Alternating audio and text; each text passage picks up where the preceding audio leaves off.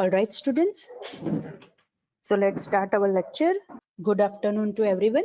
First of all, we will see that what we have done within last lecture. Within last lecture, we have started with Unit 2, that is Concepts of System. Within that, we have seen topic 2.1, that is Definition of System in an Organization.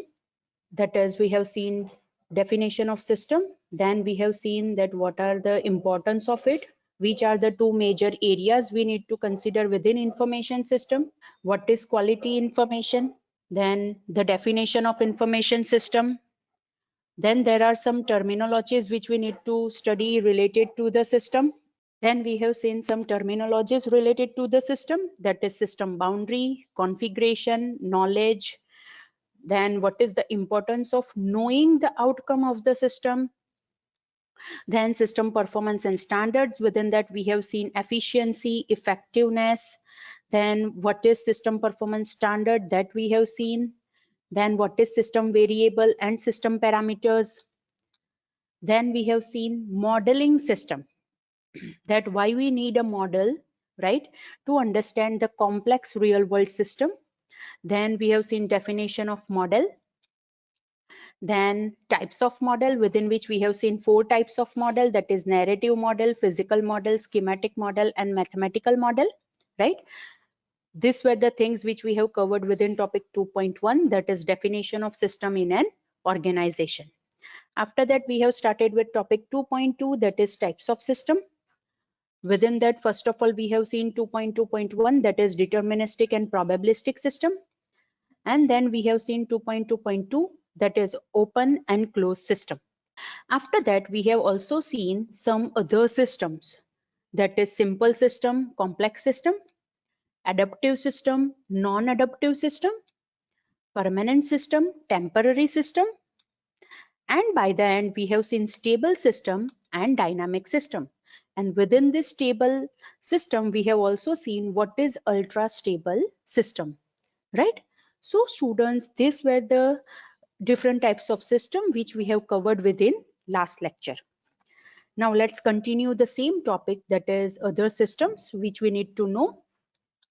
From that, first is natural system and artificial system. Natural system means कि जो nature में by default exist करती है, वैसे systems को हम क्या कहेंगे, that is natural system. For example solar system है, वाटर सिस्टम है, even human body is also a natural system, right?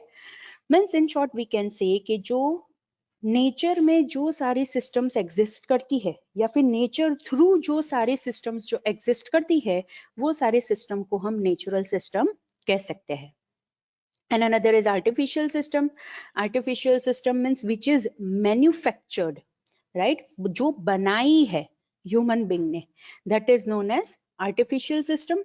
For example, computer system है, social system है, business organizations होते हैं, even information systems की जो अभी हम बात कर रहे हैं, they are also an artificial system. Right, means जिसे हम मैन्युफैक्चर कर सकते हैं, डेवलप कर सकते हैं, those type of systems are known as artificial systems. Another type of system is man-machine system, and most of the time students, man-machine system are artificial system. Again I repeat, another type of system is man-machine system, and most of the time man-machine systems are artificial systems, because वो system man ने बनाई होगी and it will be a machine system. For example, motor car is a machine system, लेकिन motor car human being के बिना work नहीं कर सकती है. That's why we can say it as a man machine system. Again I repeat, man machine systems are always an artificial system, right, कि जिसके अंदर मशीन सिस्टम तो होती है, लेकिन उसे वर्क करवाने के लिए वहां ह्यूमन बीइंग की जरूरत पड़ेगी, मैन की जरूरत पड़ेगी. That's why we can say that motor car is a man machine system.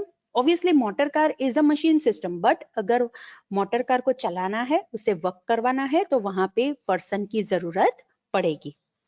Another, computer system is a machine system, लेकिन अगर हम इंफॉर्मेशन सिस्टम की बात करते हैं, that is the computer based information system, right, then it is man machine system. Again I repeat, हमारा जो computer है it is a machine system, लेकिन कंप्यूटर सिस्टम के अंदर हम जो कंप्यूटर बेस्ड इंफॉर्मेशन सिस्टम बनाएंगे that is man machine system, because वो इंफॉर्मेशन सिस्टम कौन से कंपोनेंट्स का यूज करके बनाई जाती है, दैट इज वहां पे मशीन सिस्टम भी होती है। फॉर एग्जाम्पल हार्डवेयर होते हैं, राइट, टेलीकम्युनिकेशन डिवाइसेस होंगे जिसका यूज करके हम नेटवर्किंग कर सकते हैं, एंड अलोंग विद दैट हम सॉफ्टवेयर्स और बाकी सारी चीजें भी यूज करते हैं to develop this computer based information system. That's why this information system is known as man-machine system. And most of the time, it is closed system and deterministic system. Again, I repeat, information system is a closed system and deterministic system. Right? Okay. Now, another is conceptual system and physical or empirical system. Now, what is conceptual system? ऐसे system कि जिसके अंदर theoretical structures होते हैं, theoretical concepts होते हैं, वो systems को हम कहेंगे conceptual system, right. Again I repeat, उसका रियल वर्ल्ड के अंदर कोई पार्ट हो भी सकता है या फिर नहीं भी हो सकता है, मीन्स उसके अंदर सिर्फ थियोरेटिकल कंसेप्ट्स होंगे, दूसरा कुछ नहीं होगा, right? Those types of systems are known as conceptual system. For example, economic की थियोरी होती है वो, एल्जिब्रा की थियोरी होती है वो, फिलोसॉफी जो होती है ऑन पेपर, राइट, जिसके अंदर थियोरी लिखी हुई होती है, कंसेप्ट्स लिखे हुए होते हैं, उसका इम्प्लीमेंटेशन वहां पे नहीं लिखा हुआ होता, राइट, कि किस हिसाब से हम उसे कर पाएंगे, right. So those types of systems are known as conceptual systems के जिसके अंदर थियोरेटिकल स्ट्रक्चर्स होंगे। But another type of system is physical और एम्पेरिकल सिस्टम कि जिसके अंदर एक्चुअल ऑपरेशनल सिस्टम होगी, राइट। अगेन आई रिपीट, जिसके अंदर एक्चुअल ऑपरेशनल सिस्टम होगी कि उसके अंदर कौन कौन सी चीजें हमें कंसीडर करनी पड़ेगी, पीपल होंगे, मटेरियल होगा, मशीन होगी, मशीन होंगे, and many other physical things होगी। सो ऐसे सिस्टम्स को हम फिजिकल सिस्टम कहेंगे जो एक्चुअली वर्किंग कंडीशन में है, ऑपरेशनल सिस्टम है, राइट और वो सिस्टम यूज कौन करेगा, पीपल यूज करेंगे, राइट। वहां पे मशीनरीज भी हो सकती है, दूसरे सारे डिवाइसेस भी हो सकती है, सॉफ्टवेयर्स भी हो सकते हैं, depending on the kind of a system वहां पे बहुत सारी चीजें हो सकती है। सिर्फ फीस मैनेजमेंट सिस्टम की बात करें स्टूडेंट्स, तो वहां पे हार्डवेयर होंगे, सॉफ्टवेयर होंगे, पीपल होंगे, राइट।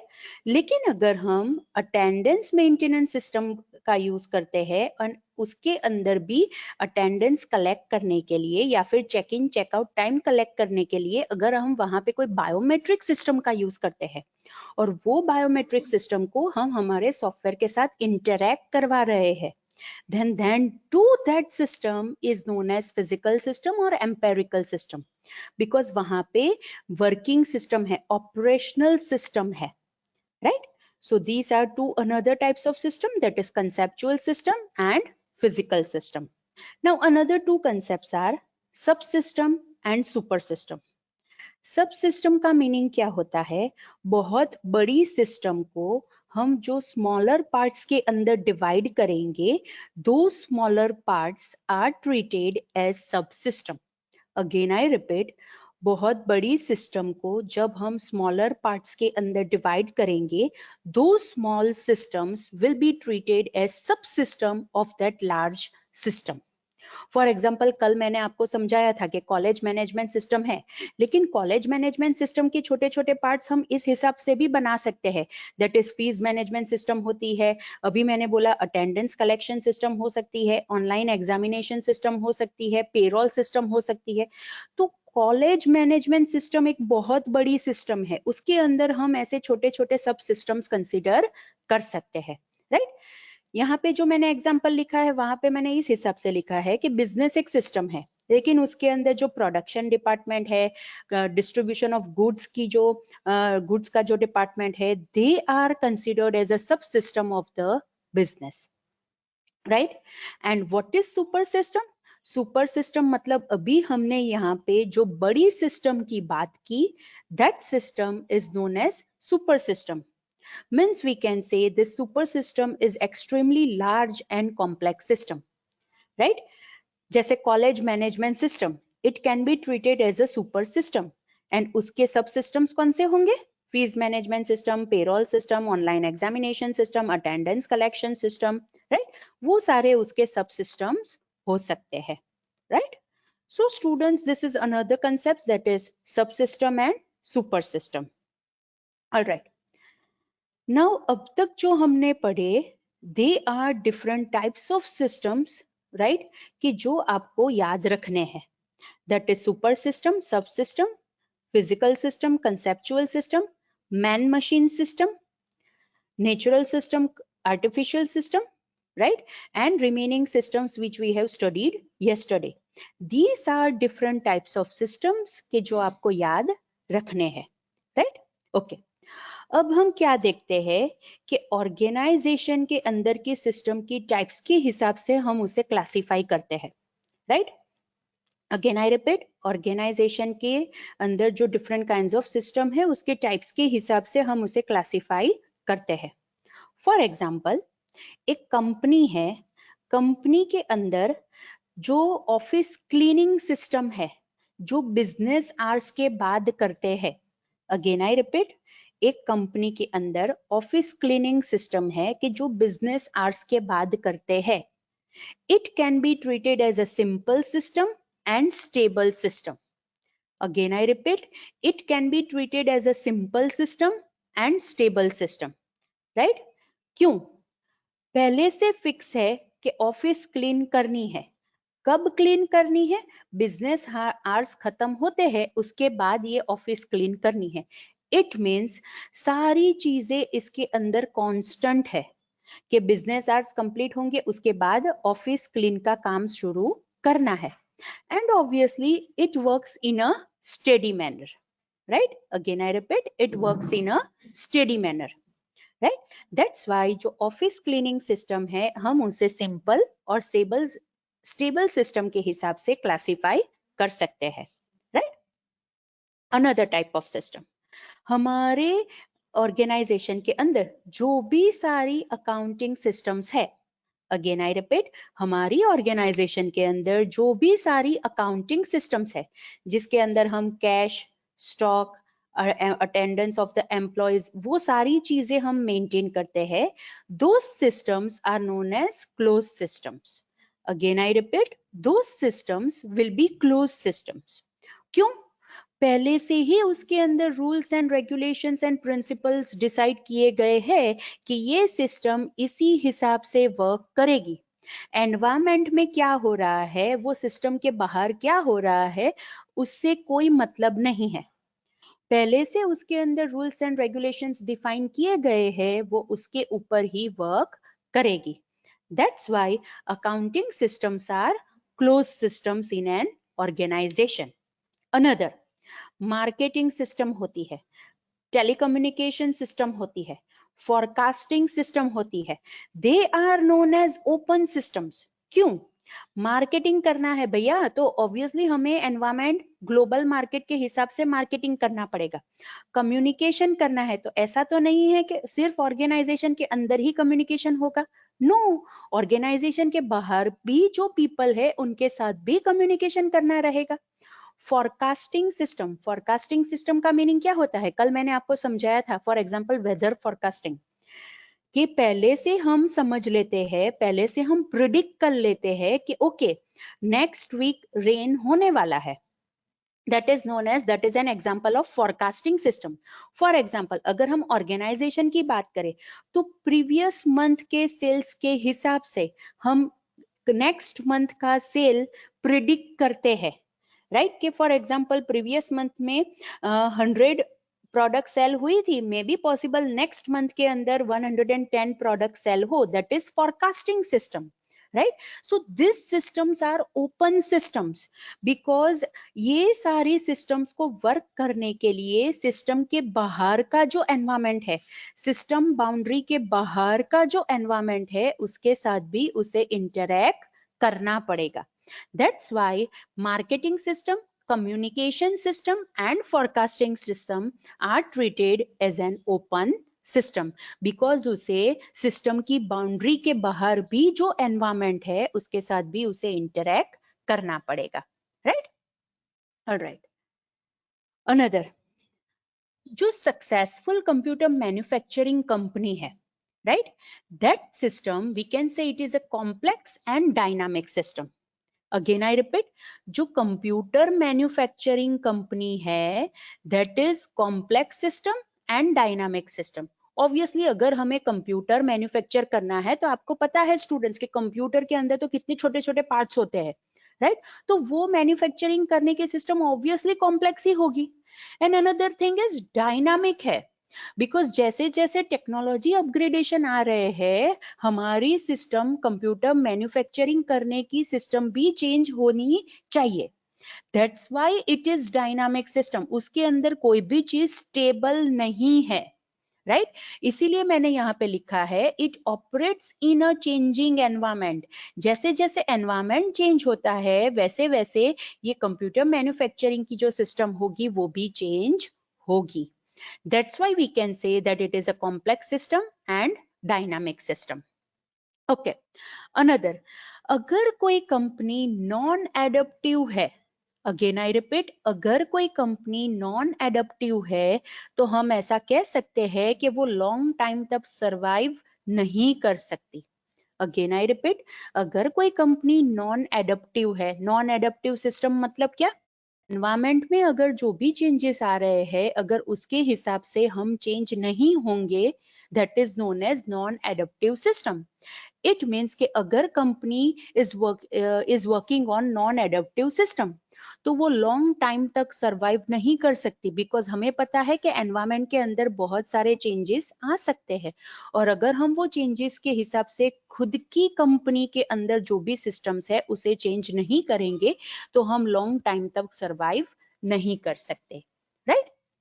ओके, अनदर, इसीलिए पहले की जो बहुत सारी कंप्यूटर कंपनीज थी वो लोग सरवाइव नहीं कर पाए, बिकॉज जो मार्केट के अंदर जो चेंजेस आ रहे थे विद इन कंप्यूटर सॉफ्टवेयर वो लोग वो चेंजेस के हिसाब से नहीं चल रहे थे. इसीलिए बहुत सारी कंप्यूटर कंपनीज ऐसी है कि जो सरवाइव नहीं कर पाई है, राइट?